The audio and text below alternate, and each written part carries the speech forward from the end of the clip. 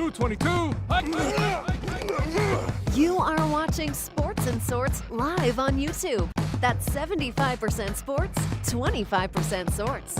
And here are your hosts, Shane and the Bry Man.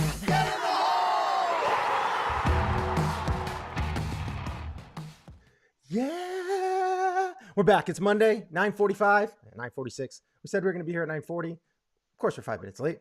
But I am Shane. I'm the Bry Man. Yeah, and we're back, and we're going to be talking a couple of things. A couple of actually might be more sorts related today. Yeah, I think so. I think everybody knows what happened at the Oscars last night. If you didn't, somebody might have gotten smacked in the mouth. And it was pretty funny. And it was also kind of shocking. And I think we should get into that too a little bit. Do you want to talk about that right out the gate? I think we have to. I mean, I don't think we could bury the lead here. You sure? So... You can't just let's get into Trevor's story? No. Trevor Story's a Boston Red Sox. There's the story. And he's not a New York Yankee. That's the other side of it. Oh, yeah. I guess that's So last night, Chris Rock came out to announce documentary winner, or documentary nominations and winner. Yeah. And that never got more show than it has ever gotten, because Chris Rock came out and he started throwing some shade at people like he does. He's Chris Rock. He is a jokester. He is a comedian, and he's one of the greatest comedians of all time. And he came out, he threw a little shade at some people, and people were laughing and having a good time. And then he threw some shade at Jada Pinkett, who is obviously married to Will Smith. And at the moment, yeah. Will Smith didn't care for that. And he said a G.I. Jane 2. It said, when's G.I. Jane 2 coming out? That's what Chris Rock said. And, I'm looking forward to G.I. Jane 2 or something that, right? And very, very mild joke. He could have said so many things about the Smiths. Regarding the 23-year-old, there's so many things. Their open marriage. Yeah, and the 23-year-old that Jada Pinkett Smith, who was best friends with her son, slept with and announced it on live TV and all that kind of stuff. Like, he could have gone so far. Yes. Now, Jada Pinkett Smith, and I don't know. She has alopecia. Alopecia, and I don't know that Chris Rock realized that. I didn't know that until the internet. Here's my biggest issue with the whole thing. Will Smith was laughing at first. Yeah. And then Jada definitely shot him that you ain't ever getting in Poontang again unless you get your ass up and do something. See that? She shot him some kind of look. Yeah. She shot him some kind of look, and then he went from you know what I mean? Like, yeah. And man, he got up there and mollywopped Chris Rock. I mean, the memes are flying. Although mollywop, he kind of grazed him. Chris Rock kind of like ducked away out of the way. Yeah, you heard it because he hit his shoulder where his mic was. Like, it's not like he hit him in the face really. But I think Chris Rock was stunned, a bit taken aback by the fact that somebody the man just got slapped on national TV by somebody, but that happened in an audience that knows what he's there for, an audience that should be accustomed to the art of comedy and things like that. Like, Will Smith has said plenty offensive things to plenty of people. Yes. And it's not like it's brutal. Like, I'm not saying he's like been brutally, beat down on other people with verbal diarrhea, but like he has definitely been a little controversial in his time. And also he's a very well-known figure. There have been a lot more tasteless jokes said. Oh my gosh. That was not that bad.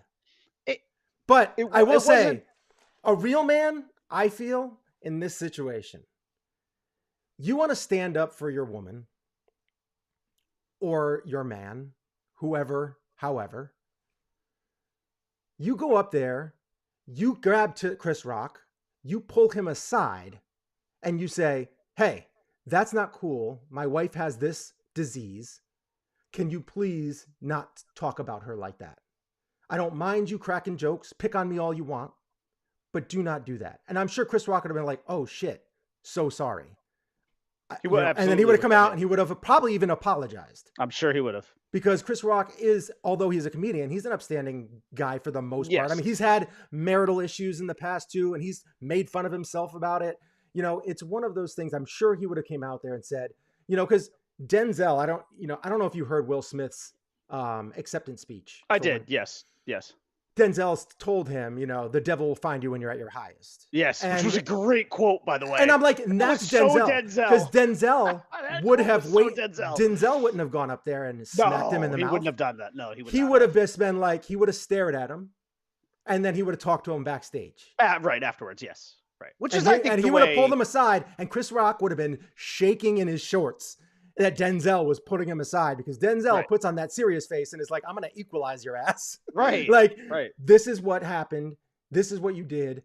If you want to come out in the media and apologize after the fact, I'm not saying you should do that. Yeah. But if you want to, it would be appreciated. And then I'd go on. And then he would just be like, you know, you're a funny guy. And then he would move on. Yeah. You know, and I think that that's how a class individual do it. His acceptance speech was so contradictory of what he was actually saying. Oh, it fell on deaf ears as far as I'm concerned, because I protect. And he's like, and I want to love. And I'm like, no, you just came out and smacked a guy in the face. Right. For making there wasn't a lot of love for making a small joke. It was in massive contradiction to everything that you were saying. Sorry, if actions speak louder than words, and they do, then your speech there doesn't really hold a lot of water at the moment. Look, it was a tasteless joke, but it was a doubly tasteless response. And yes, I agree with what you just said as far as how it could have been handled. I would have gone probably more of the backstage route as opposed to walking up on stage, pulling him aside. If you wanted to make a statement, a real true statement, you know, to show that you have some gravitas or whatever. I still wouldn't have done that. I would have waited till backstage. Yeah, of course. I would have waited till backstage. I will say this. Most people would do that. Most people would I will say this. If it was something worse than alopecia, and I'm trying to think about this as someone in my house who is immune compromised, and you know what I'm talking about, which I won't get into the details of, but I think you could probably piece this together here. Mm-hmm. And let's say my wife was bald, but for different reasons. Mm-hmm. I tried to put, and I am a highly confrontational person.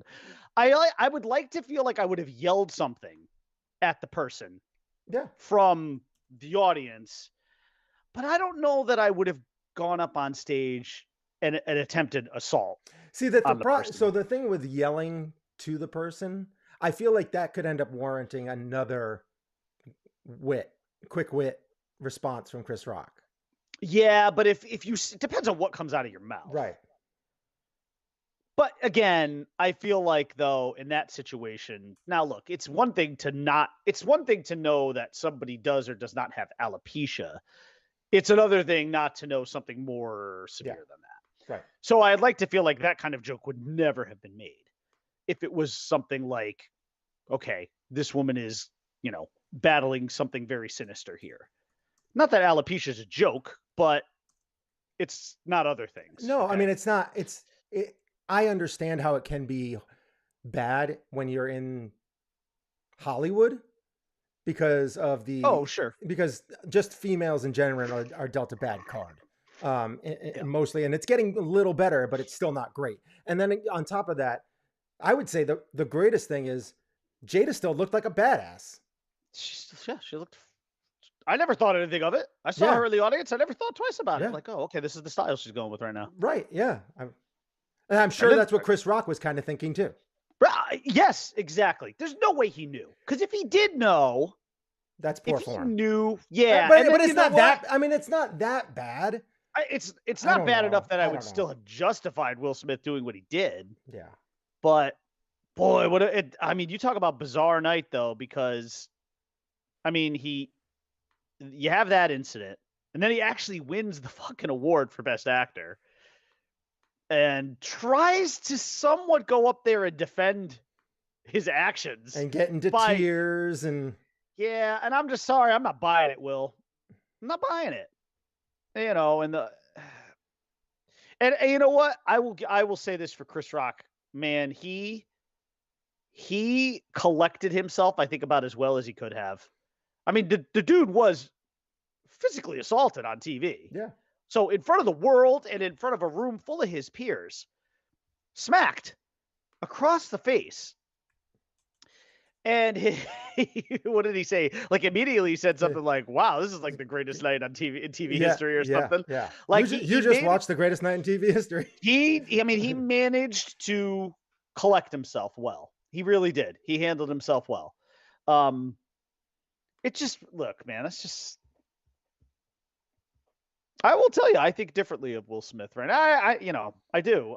To me, although I will be honest, you mentioned it already. I'm sorry. I still think the best fucking thing that came out of this whole thing is that Denzel quote. Because that is straight out of the fucking movie. Like that quote, you could see Denzel saying something like that in a movie. Mm-hmm. And you could actually hear it in his voice. Mm-hmm. Like, be careful when you're at your highest. That's when the devil comes for you. Like, holy God. Like, and that's a fucking quote right there, and man. I'll tell you right now, he is the only guy in that whole audience that could have said something to Will that might have actually got into his head. Well, you know what was funny, too? So Will is up there. He's saying, Denzel said this to me. And then the camera goes to Denzel. And Denzel got this damn serious look on his face. Like, I'm not playing with you, boy. That's yeah. Like, you know what I mean? Like, I am not playing with you, young man. You heed those words. The devil's coming, and it seems like the devil's coming, and it seems like he's starting to creep his way in. So you better watch out. Right? Like, if that was not the most Denzel shit to say, though, oh my God, it was such a great quote. It was such a great quote. Great, yeah. I swear, like I had like some quotes that are like printed out on my desk, like like for movies. And like, I want to add that to the collection. Mm-hmm. Like I might actually get that one like printed up and like put in a frame and add it to the collection. That was a fucking quote right there, man. Mm-hmm. In the moment, when you're at your highest, that's when the devil comes for you. Yeah. Fuck, that shit's deep. That is deep. That is some deep Denzel shit. I'm sorry, that's the best thing to come out of it. Yeah, it was great. We got a Denzel nugget from heaven there on that one. I did love the opening. I don't know if you watched how much of the Oscars you actually watched, but like I fell asleep 2 hours into it, so I actually missed this. I had to catch all of it when I woke up. I caught it just before I went to bed. But I will say, I thought Amy Schumer's the best joke she made of the night was about having 3 women was still cheaper than hiring a man. One man, yeah. That was like, I was like, it was funny. Oh yeah, it was funny. And everybody in the audience just kind of laughed and was like, yes, oh my God, you know, we're laughing because it's true, it's true, but like, oh my gosh, good on you. Like, way to come out and say it. Like, poke the bear. You got great. Hired, and that was just great. Yeah. Amy Schumer's great, man. She can be. She can be a little too much sometimes, but I would say everything that I heard out of them, the group, the threesome, was pretty good. I did feel like there was a little bit of a double standard with Regina Hall, you know, all the, you know, making out jokes, but she's a comedian too. She's like, she's a comedian actress. She does lots of comedy. So I was like, I'm letting it slide because it's just kind of like, whatever. It's just like her being goofy and funny. But I was like, a man could never do that on stage. Like, that would be, like, in this era, he would get immediately escorted out and thrown into jail.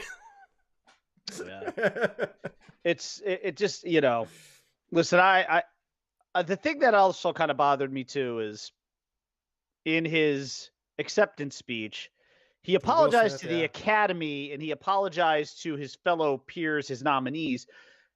You got to apologize to Chris Rock in that moment, and then do it privately too. Mm-hmm. It's just I mean, you know, it's not good. You're apologizing to the Academy. It's not what you want. Yeah. And that's fine if you want to apologize for maybe disgracing yourself in front of the Academy and in front of your peers, but apologize to the man you just hit too, because it was an overreaction. It was. It was an overreaction. I wasn't even like, it was almost it. And this is where I see the conspiracy series flying, is that it was almost scripted. Well, Like that's how it almost felt. The wrestling fans out there are all calling it a work. Oh yeah, I mean, Which, and of course, in the wrestling business, and I can see exactly how they can. Like, I it could see seemed that. relatively scripted. I don't believe it was scripted at all. But that's how it kind of felt. Oh, I don't either. Especially if you hear the producer talk about the show ahead of time, and you're kind of like, he's like, this is going to be like the greatest show ever. We're back. We're like, and it's kind of like, all right. And he even said, just wait and see. Just wait and see. And it's kind of like, all right, well, I can see there's so many easy ways to poke holes in it not being scripted. So I'm not it is what it is. I'm not buying that it was, because I'm not either. I think this is because why would Will Smith want to damage his reputation like that? I mean, he's going to be fine. No, I know he'll be fine, but it's still not something I could see him doing. No. Like being okay. Like I could see like somebody presenting that to him and being like, what are you, nuts? Yeah. What are you? And it's like, the other thing is too, like, no. Jada, I mean, I don't know. She doesn't strike me as the type of woman that would be like, I need my man to protect me. Like, yeah, she seems like she could take care of herself. Yeah. Like I just never, she's so outspoken that I would never expect that would even be something that she would want. I would have had less of a problem with it if Will hadn't laughed at first, but he laughed. Yeah, but you kind of laugh because you're kind of in the mode of laughing. Like I even can't. Like I'm kind of. I don't know, man. Because if what you're upset about is the fact that your wife has this condition, that shouldn't be one of those things where you just automatically laugh quickly. You'd be like, wait, whoa, what the fuck? Like, my wife's got alopecia. What are you doing, man? Yeah, but I don't know. The thing is like, you don't.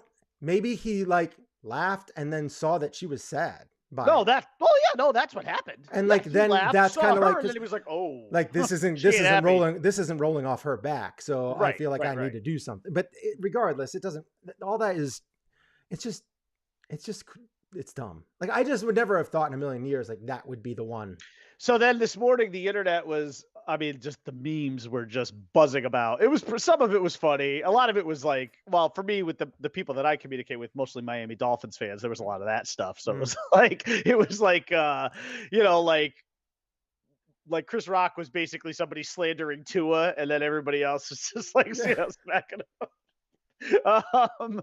But then the other thing was, oh, well, would Will Smith have done this if that was Jason Momoa up there? Or if that was Dwayne Johnson? No, he wouldn't have. He's not rolling up on Jason Momoa. That would be... well, Jason Momoa would have just took it and laughed at him. He might have. I don't know how the Rock... Momoa would not have even... He wouldn't... He doesn't seem like the type of guy that's gonna get hit in the face. I don't know, man. No, Momoa? No way. He's so lovable and like goofy. He would have taken that and just laughed at him. Because he knows that Will Smith would not been able to do anything to him. He just would have been like, what are you doing, dude? Like, yeah, right? On. I mean, like, come on. And he would have just like laughed it off. Do you think The Rock would have done the same? I'm not sure. Rock's got that Samoan fire in him, baby. Yeah, but like, I don't know, man. I don't think Rock would have done it because Rock, like, that's another guy. Do you think The Rock would have, at the very least, shot him in the eyebrow? Like, that would have been great. He would have done something like that because those guys are so big. Yeah. You're talking like serious assault. Yeah. Oh, no. I mean, like, he could kill Will Smith. Either of those guys could. I mean, Will Smith is not a small dude. No, he's a big dude, but he ain't Momoa and Rock big. Right. Those are men. Yeah. Those are men. Yeah. I mean, there's some guys out there that are. Will Smith's a man. Those are men. Yeah. Yeah. Like, I don't know. That's why I think that, especially Momoa, I could just see him getting hit and just kind of being like, what? Are you serious? Like, he probably just let him. My mother hits harder than that. He probably wouldn't even have flinched. He probably would have just been like, what? Right. Get out of here, dude. I don't know. He would have been like, did you just slap me? Like, what? Get out of here. You just hit me on TV? Did I have a bug on my face or something? What? Yeah, something. I don't know. I can't see Momoa doing anything. I am uncertain about The Rock. The Rock, I feel like there's something under there that could potentially ignite and maybe. You know, he's getting, rock bottomed on the That'd be great. That would be That'd be hilarious. great. See, then that would have been scripted. Though, yes, of course. Yeah. I don't know. I don't. Hypotheticals are fun, but that hypothetical, I don't know. I feel I do, although I don't know that Will Smith would have rolled up on that stage if it was either of those two guys. I feel like there would have been. He would have. I think you think so? Oh yeah. And wound up? Oh yeah. Good for you, because I think he would have. I don't think it would have turned out as well. No, it would. I think it would have turned out as well. A Chris Rock, any like any. I mean, Chris Rock is like what, $125 soaking wet. I mean, this is, he might be like $150. Like, yeah, he's a slight dude. He's like $150, $510. You know, yeah, right. He's a small man. Yeah. I don't know. I felt bad. I mean, look. Yes. Okay. Again, like, dude, if you listen, I'm sure you have watched Comedy Central roasts, right? Oh yeah. I mean, I'm sorry. Within 10 seconds of a Comedy Central roast, regardless of who's getting roasted, I've heard so much worse shit and so much more offensive shit. Well, yeah. Than that. Yeah. I mean, that's what it's for. I mean, this right. I just don't understand. Maybe okay, right? You're right. That is the platform, right? So this isn't necessarily the platform for that. This it is supposed to be a roast of Will Smith necessarily, but it's a roast for anybody in audience, even if you're not there. If you are an actor or actress in the Screen Actors Guild or whatever, you are at the only thing that was like the only thing I guess. That's kind of weird. I don't know if you want to call it disappointing. It wasn't even actually that good of a joke. Like, it wasn't that great. It was honestly, everybody kind of was like, yeah, like it wasn't that funny. Like, I mean, it wasn't like uproariously hilarious. Nothing. It would have just gone unnoticed. Yeah, it just like it'd be one thing if the joke had really hit and it was like, oh wow, that's actually a really funny joke. It wasn't that funny? Get my wife's name out your damn mouth. That's not what he said. No, he said fucking twice. Oh, I saw one. I saw a comment louder than the first. I saw a comment on Instagram or something. It was like, Will Smith just welcomed Chris Rock to Earth.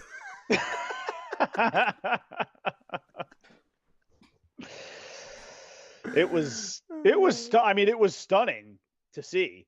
Because at first, it was shocking. Like when he started walking up on that stage, like, did you think he was going there to assault him? I thought when he walked up that something scripted was happening. Yeah, me too. Yeah. Well, again, I didn't see it live. I saw it in the replay, but even watching it in the replay, I'm thinking like, oh, he's not gonna. I mean, this is just gonna be something funny because like the audience was laughing. Yeah. They were like cheering, like, oh, he's. And even Chris Rock was like, oh, yeah, right. Like, oh, is he gonna do grab by the head and give him a noogie or something? And like Chris Rock did not move from he didn't. That mic. He kind of actually, if you watch the slow motion, he almost like leaned into it a little bit. He was kind of like, it was kind of. I think because he thought he was gonna say something to him. Yeah, right, and he said something, and then there was a quick turn and kind of like. Will Smith just smacked the out of me. Will Smith just smacked the shit out of me. He would listen again. Chris Rock handled himself with aplomb. You just witnessed the greatest night on TV. But he was so shaken though, like right after. You can even see his eyes were a little watery and like he was. Yeah. Well, first of all, it does hurt to get smacked. I've been smacked. It hurts. But I think that comedians always have this issue. I mean, comedians are very sensitive. I feel like they are because it's a tough business. It is a extremely it's tough got a business. high suicide rate. It's tough. Oh, it's a brutal business. I mean, they make fun of themselves a lot because of how much it actually hurts. And it's a very self-deprecating occupation. There is so much. So I feel like that happened to him and he felt like crap. Did I really mess up? Like what just happened? Yeah. But like he still stayed in the moment and was like saying a couple of things and then went about and then of course Will Smith's acceptance speech was just kind of like, dude, again, deaf ears, bro. It fell on deaf ears, totally. It just everything you're saying is just bullshit right now. Mm-hmm. Sorry, actions speak louder than words, and what And you did. I can't wait to see what he comes out and talks to Oprah and what he has to say. And Oh, I'm sure sure. he might even do it on his own platform on YouTube. Oh, He has his own YouTube channel. Yeah. Okay. He might come out. I'm He sure. might. Oh, I'm sure he will. Yeah. And I Why not? guarantee, because Chris Rock hasn't been super in the eye of Hollywood as of like the last several years. He's here and there, not really anything like huge. I bet you everyone, Howard Stern, all these people, Joe Rogan, everybody on the face of the earth is trying to get him on their show right now. Yeah. Yeah. And so I guess he's going to have a joke. He's going to have a joke about it. I don't know who this is. Sherry Jacobus. Oh, okay. This has to be taken with a grain of salt. She's a crazy Trumper. Will Smith was asked on stage with some single men in the earlier bit as a joke/dig at his and Jada's open marriage. He didn't go on stage, but he boiled over at Chris Rock, snapped, then played victim. Likely not his first rodeo with violence. Okay, well, listen. Okay, this is some crazy wild Republican. So let's just ignore her for a second here. Were there any jokes made about their open marriage? I don't. I mean, that's less about her. That's more about them. Yeah. So an open, also. It was very much in light of... Also, in defense, though, of making a joke about their open marriage, they've also been very open about that. Mm-hmm. The stories are out there. They've allowed that to happen. So to me, that's not off. That is not off of that to me that's fair game. Oh yeah, absolutely. That's fair game. Okay, the alopecia thing. But again, Chris Rock, there's no fucking way Chris Rock knew. There's no way he knew. He wouldn't. It's not like... It's not the worst thing in the world. Like, I wouldn't call it egregious. It's just in bad taste. I don't get upset when people make fun of diabetics. That's a more deadly disease than alopecia. Sure. Absolutely. Like, people make fun of diabetics all the time, sugar and all this kind of stuff, and getting fat, and like I think it's funny in most cases. Sometimes that falls on, like, I'm just kind of like, you could do better. Right. Like, that so was like a cheap one, but. So you know what's interesting? Listen, humor and comedy is it's a great coping mechanism. I can tell you in our house, again, without getting into the details of which but without getting into details, not very often, but we will occasionally joke about it. Right. About what my wife is going through. Right. Internally. Right. No, I would not allow other people to joke about it, but we will make jokes about it because you know what? What are you going to do? You want to be serious and cry about it all the time? Right. No, for the most part, we don't actually talk about it, but occasionally we'll like crack a joke, like not like a death kind of joke, but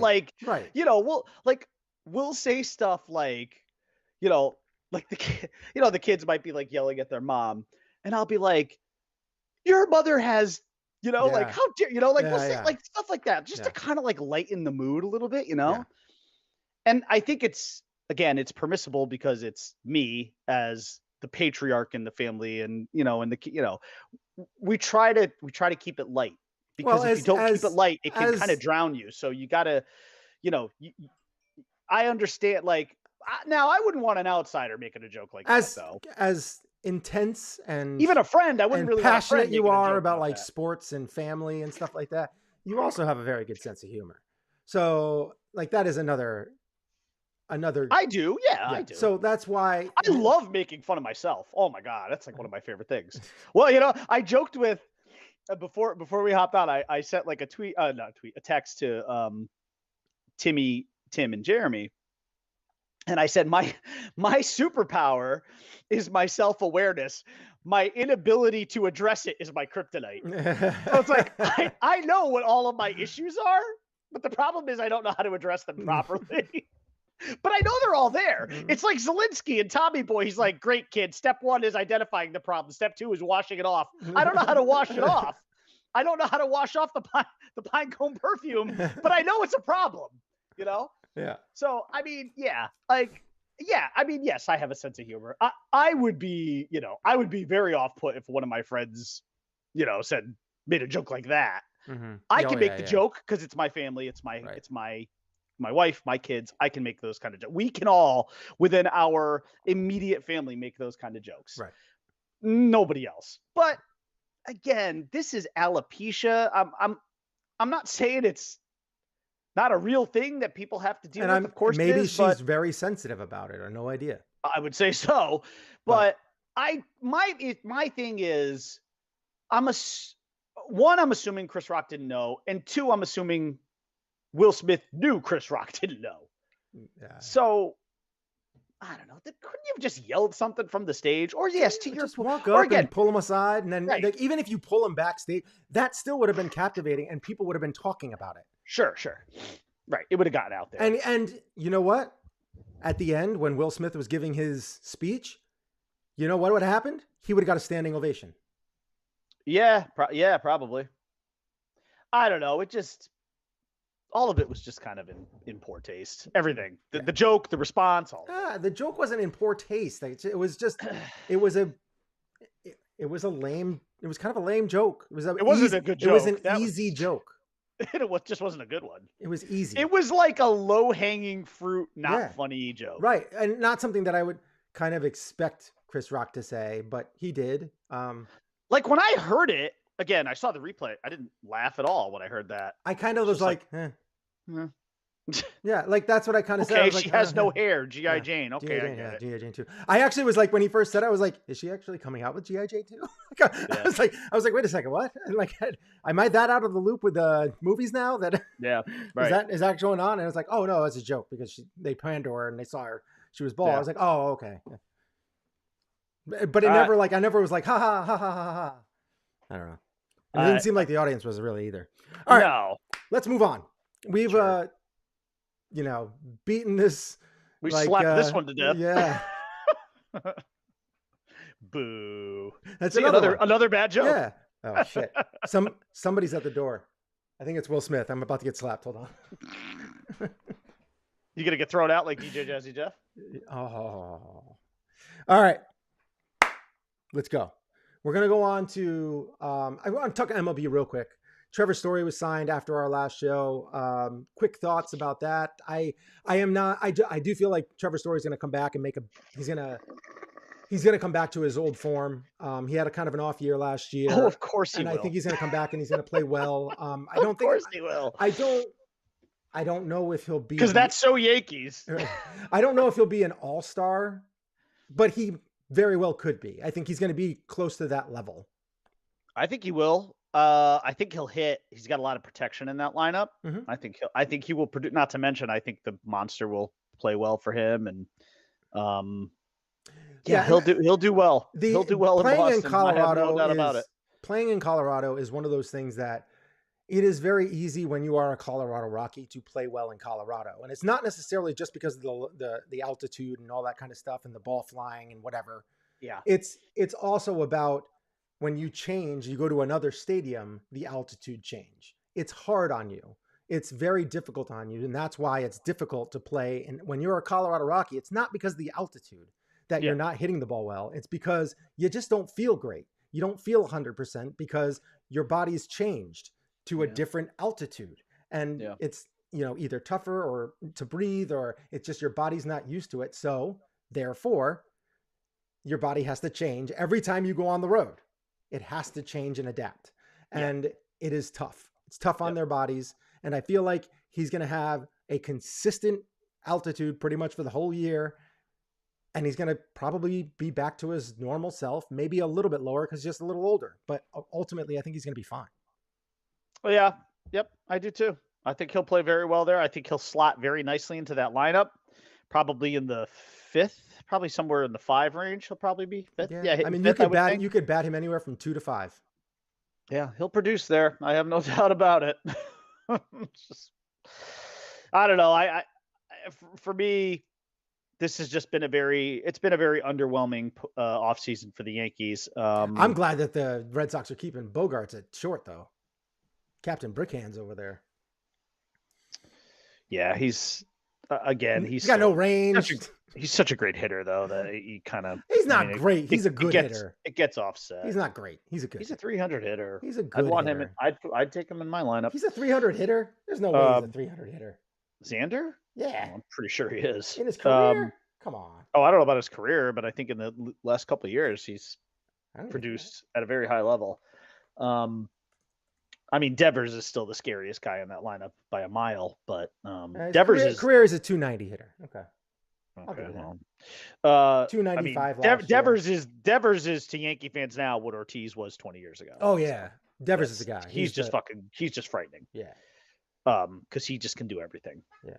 And he is a good defensive player too. And I feel like Devers.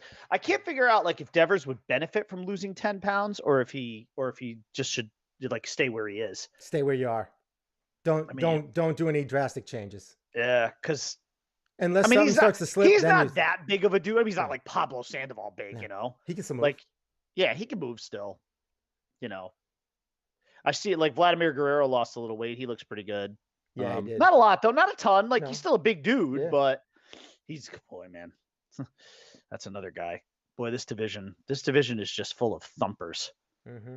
This just guys. This very it reminds me of it's like the AFC the AL East is like just some of the bats in this division, man. It just kind of like it's like all the firepower out there in the AFC West, you know. Mm-hmm. But anyways, the Yankees have had an underwhelming offseason, you know, and I've heard the arguments that, well, you can't really blame Hal because Hal is still allowing this team to have a $250 million payroll. And you do have to, you know, shift some of the gear here to Cashman for the way he's spending it. I do agree with that. I will say this, however. Hal is only willing to go to a certain number. If his father was still alive, his father wouldn't care. His father would say, I don't give a fuck if it's $400 million. Go out there and put the best team on this field so we can win a championship for our fans. That's what George would say. Now, as Yankee fans, we have to push past the fact that George is gone because it's been 12 years and we all need to move on. And let's be honest, it's really been longer than 12 years because George at the end was not George. The kids were kind of running the show at that point anyway. But as long as George was alive, the kids weren't going to, you know, do too much in terms of they were going to allow the Yankees to spend freely. But now that Dad's gone, they have a budget and they expect you to work within it. And I'm not crying about a $250 million payroll. Not at all. It's plenty of money. You should be able to field a championship team with that. So again, I actually do believe most of the blame here does lie with Brian Cashman for not being able to put together a championship team. And that's bullshit. Like Hal coming out and saying this is a championship team. Sorry, dude, read the room. You're not even a champion in your own division. I think I did see that one of the main places like Fangraphs or something like that predicted the Yankees to win the division. That's outrageously stupid. How? They don't have a lineup that's as good as Boston's or Toronto's. I disagree with that. And I would argue that I would say they don't have as good a lineup as Toronto's, but they do have as good a lineup, if not better than the Red Sox. And again, are you putting them above Tampa? I'm struggling with this being at best. No, I would say I believe this is a third place team at best. That's my. I would say second or third. Opinion. I think they're going to be fighting for the wild card. I don't know if they're going to win the division. It really depends on what Severino comes back in. And that's my problem. And I know what an owner who is spending $250 million is supposed to say. He's supposed to say this is a championship team. But I'd rather you just say nothing than say something stupid. It's not a championship team. It's just not. And I hope to God that somehow a clip like this ends up on freezing cold takes or some shit like that, and like the Yankees are going to win a World Series. Listen, man, that ain't happening. All right, I'm not going to bail out yet because it's still very early in the year. Well, trades could be made. Played yet? Trades could be made and all that kind of stuff. And I do believe, and who knows with injuries and all that stuff. But I will say, as of right now, I think that they're fighting for probably the second wild card. And I think that they're gonna. It all depends. It depends on what comes back with Sevy. If Sevy at least Josh Donaldson looks pretty good in spring so far. He's got a couple of dingers. Yeah. He's got some pop in the bat still. He does, and he's an average third baseman. I think he's gonna excel in this lineup. I think that you're gonna see I think you're gonna see. He'll be in the middle of the lineup. I think you're kind of for Leffa. I think you're gonna even see him probably have his best year. I do like him. I'm an IKF guy. He's fine. I like him. He's a good player. He's a Geo. But he's a Geo. He might have a little. He's a better defender. Yeah, he might have a little more that he brings to the plate than Gio, but he's faster. Gio performed he had some very good times. About Gio. Listen, the whole Sanchez Gio trade, the Gio part still hurts more than the Sanchez. Kind of Falefa, I feel like he's going to probably have his best year. Again, he's another guy that Cashman really wanted, not like Garrett Cole wanted, but this is a guy that Cashman clearly wanted to the point where he was willing to take on what was remaining of Josh Donaldson's $50 million. That I don't understand. But and then he got checkmated by the Twins, who then went and turned that money into Carlos Correa. Let's be clear. I'm fine with that. Didn't want Carlos Correa on this team. Right. So this isn't about that. Mm-hmm. But it is about the fact that Cashman is getting outmaneuvered and allowing other teams to take on, their damaged goods that they don't want so that they can create room to go get players that they do want. Yeah. That's him getting checkmated, not specifically Carlos Correa. It's just the move in general. So I don't know. What are you going to say? Hey, we'll have baseball in a couple weeks. Yeah. And I'm interested to see how the season's going to play out. I'm very intrigued by all of it. I'm looking to see how it's going. I actually watched the Buffalo Bills, Von Miller first, I think it was first 24 hours as a Bill and all that stuff. That was some good stuff. Was that? It was good. What was that? It was on YouTube. Oh, okay. Yeah. It was like a 15-minute video. I was like, oh man, he was coming through there and he's saying to people, he's like, somebody came up to him. He's like, yeah, you see that? That's what everybody in Buffalo talks about.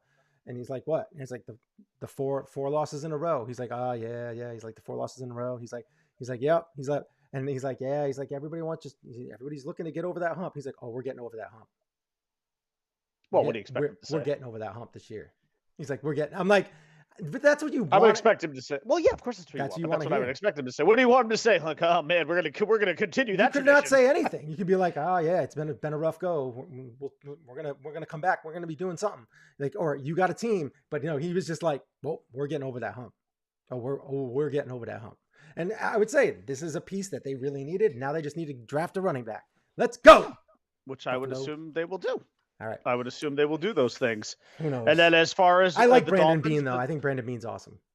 As far as what the Dolphins did, first things first. Hold on. Yeah. Before we get into that, please hit that like button, smash that subscribe button, and tap the old notification bell. Appreciate it very much. I really do. And then on top of that, since we're getting into it, let's put the NFL logo right up on the screen. Boom. Shakalaka. Smack that like button like Will Smith smack Chris Rock. Smack it.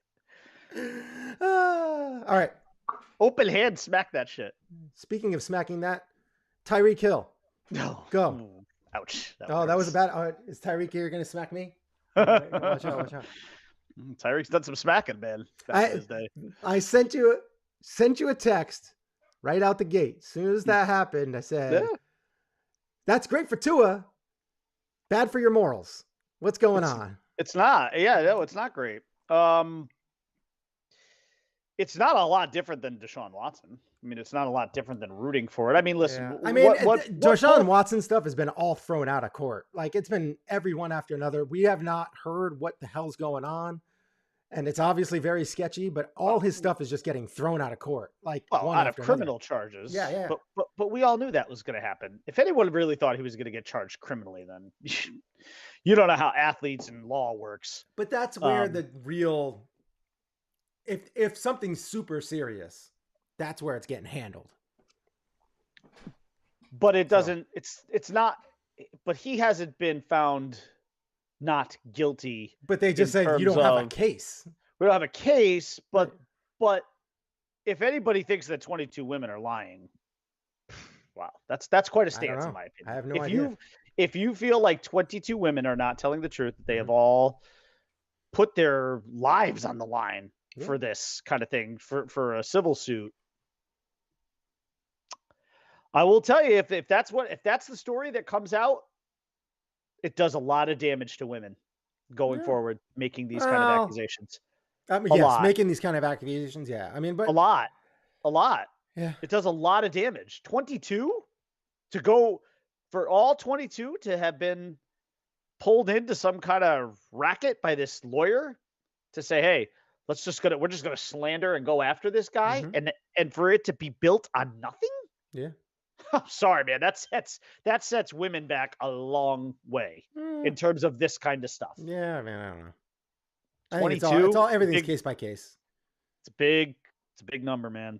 Everything's case The by bottom case. line is, I can't I lump believe everybody just because of 22, but yeah. I believe that Deshaun Watson definitely did something because It seems like it. because the bottom line here's the one But indisputable truth it's we tough know to is that tough to prove somebody guilty before the whole thing's been out there. And it here's doesn't the seem like it's ever problem. actually going to get out there. But here's the problem. Nobody needs 40 masseuses, and you cannot convince me that any human being needs that many masseuses. If this is a professional athlete who requires, he needs his body to be at peak physical condition, We've which I talked about understand this, and yeah. respect all that. Yeah. Fine, get yourself a team assigned masseuse, and it should just be one person. Going to have to do that going forward. And I Yes, suggest you will. it be a male masseuse. Let's just go that route. Yeah, right. Yeah, I mean, anyways, as far as Tyreek goes, yeah, this is not a great human being. It it would be hypocritical for me to be jumping out of my chair and be like, oh my God, I can't believe it. I'm so excited by this acquisition. This is exactly what the Dolphins. Well, that part is true. This is actually what they needed in terms of bringing The tools. high level players to the team. Mhm. Now, the Dolphins had a hell of a 16 hours because they signed Teron Armstead, which was an absolute must, who is, by the way, a great human being, a really good guy, a positive influence within a team, a leader, great guy in the community. Wonderful signing, addressed the absolute biggest need that you had, which was fixing the offensive line. And then within a few hours of that story got completely dominated by them making this blockbuster of a deal, sending 5 draft picks to Kansas City for Tyreek Hill, and then signing him to a 4-year, $120 million deal, of which $75 million is guaranteed. So, in other words, he's guaranteed to be there for 3 years. Beyond that, who knows? Yeah, I even admitted on Twitter I was torn about it because the move and the kind of player, it's a home run in the sense that it's what the Dolphins needed to really, really take this offense to the next level. Because now it makes all the other moves that the Dolphins have made look that much better. So you fortify the offensive line. You go and you grab yourself Chase Edmonds, and you go get a Raheem Mostert, and you've just added, and then you already had Jalen Waddle, and you tagged Gesicki. You went and you got Cedric Wilson Jr. I mean, and now you go and you add this particular guy with all of his speed and the dynamics. So it's crazy what he brings to the table and what it now allows this offense to do and what it does for the line. It takes pressure off the line. It takes pressure off the running game, and it puts a ton of pressure on defenses. So on paper, it was exactly the kind of move that they needed to do. Just wish it was a different guy. Like, couldn't it have been Devontae Adams? But what are you going to do? I'm sure the Packers are like, I wish it was Devontae Adams with all those picks. Yeah, it's a bold, I will say this, it's a bold move. And the one thing that I guess I like about it, again, we've addressed the human being. I don't think a lot of people love the human being, Tyreek Hill. Everyone likes the player, Tyreek Hill. But the one thing it signals to me is that the Dolphins are in an arms race in the AFC. They've realized that, and they realized that they had to be bold.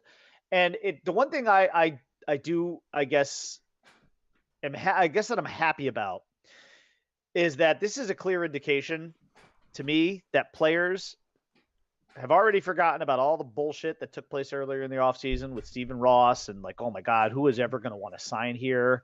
The Dolphins are paying coaches to lose. None of that shit matters. All that matters is when the rubber meets the road, are you going to pay me my money? I don't give a shit what kind of crap you were pulling. I don't care what you were doing. I don't care if you were trying to bribe your coach. I don't even care that your former coach is now suing the NFL for being racist. If you are willing to if you're going to put that bag in front of me, I'll take it. But I guess I'm not saying I enjoy that. What I enjoy is that the Dolphins are clearly a place that players still want to go. And they want to be, whether they want to sign there of their own free will in terms of free agency, or they're willing to accept trades there. Low taxes and sunshine. What's there not to like? It's a lot. No, they're right. Miami has an overall great package that it can offer. And I think a lot of people are excited to play for Mike McDaniel. I don't think that can be overlooked. I think he's bringing something different, a different dynamic that this team hasn't had in a long time. I've never been excited about a coaching hire in football for the Dolphins. Never. Not one, except until this guy came along. And so far, he's kind of making that feeling validated, We'll see. Listen, none of it matters. None of this shit matters. Winning the offseason, winning March does not equate to winning January and February. So win when it counts. Win in the regular season, get to the postseason, make noise in the postseason. Quick question. Do you believe Tua is they think that Tua is the long-term solution? I absolutely do, because I don't think Mike McDaniel has made any bones about that. He was asked just today about, the whole, first of all, he was asked about the Tom Brady rumors again. And he's like, fake. He literally called that fake news. Those are his words. He called that fake news. And I do not believe that they brought Teddy Bridgewater in to compete for the job. He's the backup. He's the backup. He's the backup. No, I believe this team is 100%, and I believe that Mike McDaniel is completely behind Tua. Completely. Okay. Yep, I do. I wouldn't be surprised if you see a different quarterback in the next year or two. If we see a different quarterback there in the next year or two, it will be because Tua was not the guy. Well, they just don't. There's not a draft class that's going to come out for 2 years. Well, not this year. Yeah. The next year's draft class is better. Yeah, remember, as far as I'm concerned, there's a ton of pressure on Tua. He needs to perform this year because there are no excuses now. His line is built. He's got a running game. He's got unbelievable weapons in the passing game. Mm-hmm. Do you realize that their fourth best wide receiver is Devontae Parker? He's their fourth best wide receiver, and he's probably going to get traded. Tyreek Hill, Jalen Waddle, Cedric Wilson, Mike Gesicki, Devontae Parker. Devontae Parker on a decent team could easily be a 2. Yeah. He gets hurt a lot though. He gets hurt a lot. That's his problem. But if he was healthy, all things being equal, he could easily be a 2. Talented. Yeah. He's going to end up on another team. He is now 4th or 5th on that depth chart. Depends on whether or not they actually see Gesicki as a receiver or an actual tight end. Yeah. But it's just as far as pass catching options, he's 5th. Because he's behind Gesicki and Cedric Wilson. Sure. That's an unbelievable. You want to talk about overhauling, turning a frown upside down, overhauling an entire unit and taking it from a horrible weakness to a massive strength.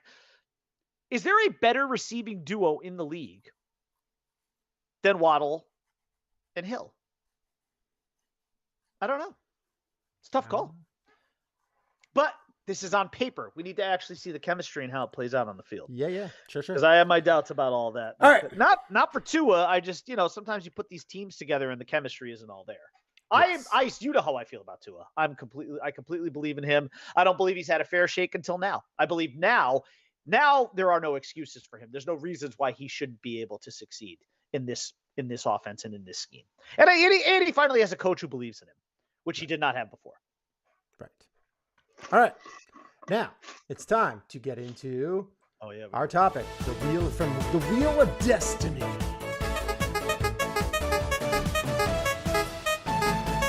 I guess we have to go through this kind of quick. Huh? Yeah. Yeah.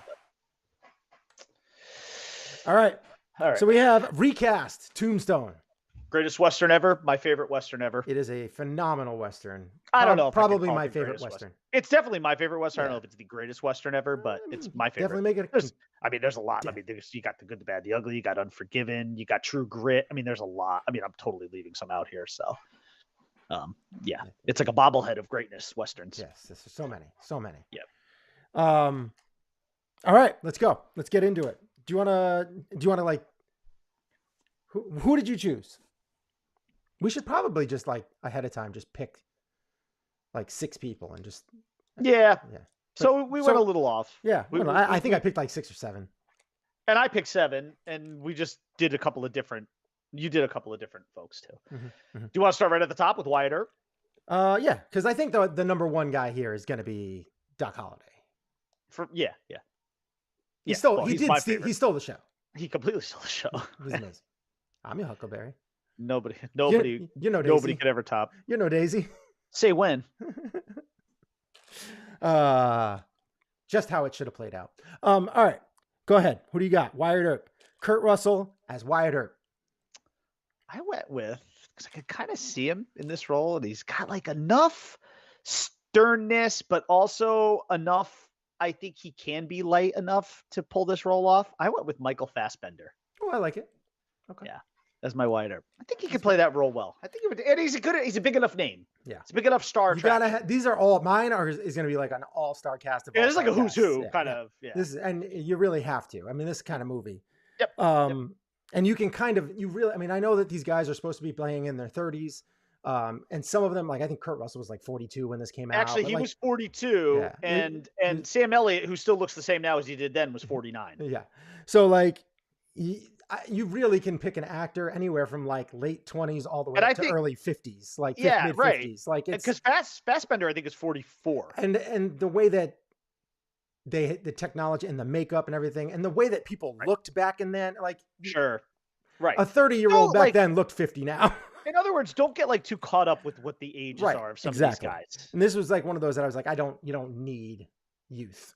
So my Kurt Russell as Wyatt Earp is going to be an Academy Award winning actor, and that is Bradley Cooper.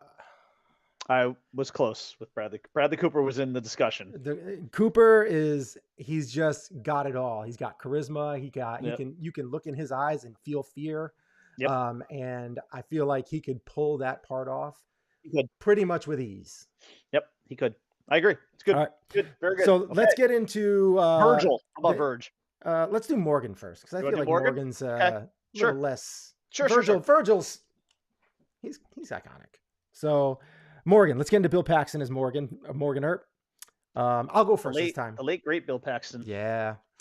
I'm going to go with a guy who I've always thought is an underrated actor. I feel like he could play, and I don't feel like you want somebody that is a superstar here. You want a guy that can kind of blend in a little bit, but at the same time still put out a good performance. Yep. And that guy for me in this situation is Aaron Eckhart.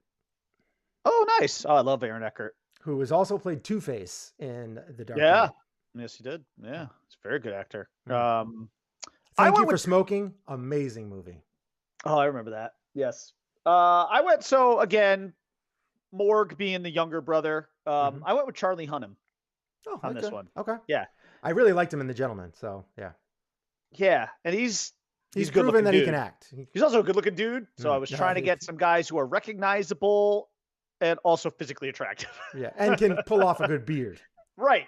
But he doesn't really have he's not really, you got to pull off that. Yeah. Yep. Grit a little bit. Yeah. Yep. All right. So Sam Elliott. It's a tough role to. Yeah. Virgil. Yeah. Who do you got, man? I went with, this was a personal choice because I love the guy. And he actually is, believe it or not, 4 years older than Michael Fassbender, which I was shocked because he doesn't look older because he's so fresh faced too. But I went with, this is again a personal choice because I love the actor, Patrick Wilson. I love Patrick Wilson. Really? Such a big Patrick Wilson fan. Wow. And I thought he would have been a better fit for Morgan. He's older, strangely enough. It doesn't matter. He looks like he's 20. Patrick Wilson looks like he's like 25 years old. I know. That's why I'm saying, like, he looks younger, but age-wise, he was actually older. Right. But I love Patrick Wilson, and I would love to see him in that role because it's such an important role in the movie. Yeah. All right. They're all important roles. So who do you got? Yeah. So I had for Virgil, I had Carl Urban. Oh, Carl Urban. Yeah. Okay. Tall. He doesn't have to say a lot. He could he doesn't. He could pull off the facial. And he could. Yep. And you could see him in that role as just being like, all right, I'm taking over here. Like, Yep. This is not going the way that it should be. Yep. I'm doing this. A lawman, an old school lawman. Yeah. And I like him in that role. I like that. Okay. All right. So now we're gonna move on to some randos because I don't know who we have other than Val Kilmer. I don't know who we have in here. Yeah. Okay. So I'll just do Josephine Marcus or Josie Marcus Earp as she became. Dana Delaney. Yes, Dana Delaney. Oh my goodness. That was just a beautiful one. She's still beautiful. I went with high profile, like, even though I understand this woman is extremely attractive, oh God, I don't want to sound weird. I don't find her like outrageously attractive, but I know she is objectively. Yeah. I went with Olivia Wilde. Oh, okay. I don't find her. Yeah. I thought I could kind of see her like with the hair up with the hat on, riding around on the horse. She's got so many bones in her face. She is very thin. Bones everywhere. Yeah. But again, I was trying to also bring in some like high profile people into this role too. There were a lot. I even thought about Mila Kunis. But and then I wanted to go Ana de Armas again, but I was like, I just did Ana de Armas in the, she's playing Marilyn Monroe. She can definitely play exactly. Yeah, exactly. So anyways, that's where I'm at. All right. I picked for Dana Delaney character, Josephine. I picked Alison Brie. Alison Brie was on my list too. She was one of the top 5 that I had. She's just got the same complexion, it's very pale. The brown, like the hair, and she's a very beautiful woman. So yes, I feel like, but she's more known for a lot of like her comedic stuff. I would like to say, but she's a good actor. In The Glow, she's amazing, sassy kind of. To like in the personality, because that was Josephine Marcus was a very. And if you've seen, I don't know if you've seen Glow. The Gorgeous Lady is a Wrestling thing I haven't she's done it. That is amazing. You should watch that. You'd love that. All right. So for me, I've only got 3 left. So okay. Let's do Curly Bill Brocius. All right. I have Curly Bill. I went with Colin Farrell on this one. Oh, okay. I feel like Colin Farrell would be a pretty good Curly Bill. I like it. I can see him with the mustache. I like it. And, you're gonna like my pick. I know you're gonna like him, but I don't know if you're gonna think. I don't think it was this. So I like yours. I like that. That's a good pick. I like Colin Farrell. He's a good actor. I picked Benedict Cumberbatch. Yeah, that's good. Benedict's good. I was looking at Benedict for certain roles within this, and I just couldn't figure out where to piece him. I think I just saw this actor, and I was like, I could see him kind of like, Yeah, he could do it. He's just such a good actor. Like he could easily pull that off. Yep. Yeah. No, I like it. With the hair and like just I feel like he could just do that so easily. Now, for me, and you need actors that kind of look a little evil too. So, and I feel like he can pull. He's got a good look, and I feel like Colin could have done that too. Oh yeah, I felt like Colin could be, absolutely. So for me, I know you also did Ike and William Clanton. Why don't you do those 2 first? Because then we'll do Doc and Johnny, because that's really what it kind of comes down to. So why don't you do those 2? I did Ike Clanton. For him was played by Stephen Lang, and I picked the person to play that off because I feel like there's one actor who can do this, who could and hasn't really done a bad guy really, but I feel like he would fit this role just because of the way that he acts. And the way he acts off camera, and that is Chris Pratt. Oh, sure. Yeah. Big burly beard different. And kind of being like a coward, but all at the same time. Pratt was a guy I had thought about for Wyatt Earp. So, but yeah, no, that works. And then for, what was the other one? Oh, Billy Clanton. Billy Clanton. Bill Clanton. For him. Played then by Thomas Hayden Church. Yes. And I picked Tom Hiddleston to play him. Oh, yeah, that's good. Yeah. Drunk piano player. You're so drunk.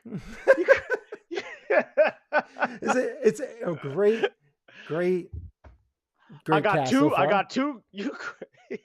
He's like, you're so drunk, you're seeing double. I got 2 guns, one for each of you. And that brings us to the showdown of showdowns, right?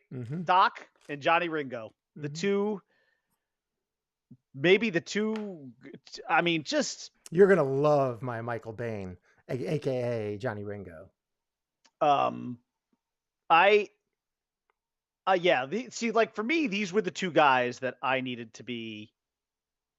I wanted to see that confrontation. Mm-hmm. By the oak tree. Mm-hmm. The stare down, circling each other. Got to find the actor that can pull off that Val Kilmer kind of. I feel like I nailed the Kilmer one because I love the actor. There was only one that popped into my head. And I saw a picture of him where he had the same hair. He had the mustache and like, what is that? The Fu Manchu or whatever. Mm-hmm. Like, I wonder if we picked the same guy. Had the same fucking look. And I was like, holy shit. And I'm like, I know this dude can play this role because he's got comic chops, but I feel like he could also, and he's thin. Like it just, I don't know. Go ahead. You go with yours first. Yours first. So we're going to do Johnny Ringo first. All right. We'll do Johnny first. Okay. Yeah. Because Val Kilmer's the star. I went Johnny Ringo. I went Tom Hardy. Oh, okay. I went Tom Hardy on Johnny Ringo. Yeah, I feel like because he's got Tom Hardy's got like a nice kind of serial killer serious side to him, and I could just see him like my favorite thing with Johnny Ringo is the scene right in the beginning where first of all he shoots the priest and and he and Bill Brosis says, well, what was he talking about, a sick horse coming to get us, and just the way that he says the line, he's like, he was quoting the Bible, Revelations, and behold, a pale horse, and his name that sat on him was death, and hell followed with him. But the way he says that, the way that I forgot the name, the guy who actually played Johnny Ringo, who was really great. But just the way he delivered that line, I could see Tom Hardy delivering it in a similar way. All right. I like it. The person that I picked for that is a favorite of yours, and that is Sebastian Stan. That's a really good casting. Christ, he even looks like him a little bit. It's a good casting. That's well done. Yeah, that's good. Yes, he is a favorite of mine. That's good. That's perfect, actually. If I could recast, I would have actually gone with that. That's if I could recast your recast? If I could recast my recast, I would recast with Sebastian Stan. That's well done. Yeah, that's perfect. Perfect. He's perfect for that. God, he even fucking looks the part. He does, yeah. Jesus. He does. All right. So who we got? Who we got for Val? Mr. Val Kilmer. As soon as, again, I saw the picture and I was like, fuck, that's him. Ryan Gosling. Okay. All right. I love Ryan Gosling. Play that. Yeah. I like him a lot. I love him. He's funny. Yeah. But I also feel like there's just so many scenes I could actually see Ryan Gosling doing in that movie. Also, I think Ryan Gosling plays a pretty good drunk he's just a talented actor. He's very good. Like if you remember Ryan Gosling in Nice Guys, think about that role a little bit and how there are some things that could maybe relate or translate. That was one of my favorite movies of that year. I know. Well, you and I saw it together and we were just like, this fucking movie's amazing. It's amazing. And it is so well written. And I need the fucking sequel, please. Yes. Maybe I think Russell Crowe might actually need to lose a little weight or something, but I don't know. He's kind of fat in that. He was fat in that. All right, go ahead. Who you got? All right. So for me, Val Kilmer, I went with somebody. So I felt like this, Johnny Ringo was the young upcoming gunslinger. Yes. So I felt like I needed somebody that looked younger than this guy. And I needed somebody who could pull off this look, this pale look, the Western kind of look and everything and have that. And I was like, there's tuberculosis. Yeah. The cirrhosis of the liver, just completely just dying. Yep. And there was one actor I felt like if he could pull it off very well. And I feel like he does it all. He can charismatic. He can be engaging. He can be, kind of whatever. And that is Christian Bale. Bale could do it. He absolutely could do it. I feel like he could easily do that. He could easily get under the skin of other people and do that little wink. Yeah. He could do it. He could do it. And he's probably a little more intimidating just look wise than like Gosling. Gosling's pretty. He's pretty. Yeah. Bale's not pretty. I mean, he's a good looking man, but not pretty though. Right. Like Gosling's he's a pretty boy. He's just, I even like looking at him. Yeah. he's just a handsome human being. Yeah, he is. Right. He's like a Brad Pitt, like there's some guys out there that just, you got to look at. Yeah. I was actually thinking, like, if I recasted this where Tarantino was the director, like this, I would have gone Oh like my Pitt, gosh. DiCaprio. It would have been. I would have Yeah. Samuel L. Jackson would have been in there somewhere. Yeah. I'd have run the gamut. of Virgil would have the been Samuel L. Jackson. shit. Billy. No, I would have gone like Curly Bill as Samuel L. All Jackson right. or something like that. All right, so that's it for our show today. Thank you very much for watching, listening. We hope you enjoyed the show. We got to spin the wheel real quick, Spin it and quick. then we will. And while you're spinning, I will say we've come to the end of our show. But in the words of the great Tony Stark, part of the journey is the end. But we'll see you next Monday. Spin that wheel. All right, here we go. We got this. Come on. We come back. Ooh, We got to the. Boa Fett. Ready? And Wheel of Destiny.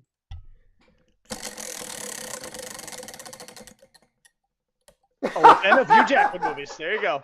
I was actually just going to say that's where it's going to land. That's great. That's fun. That's hilarious. That's fun. I like that.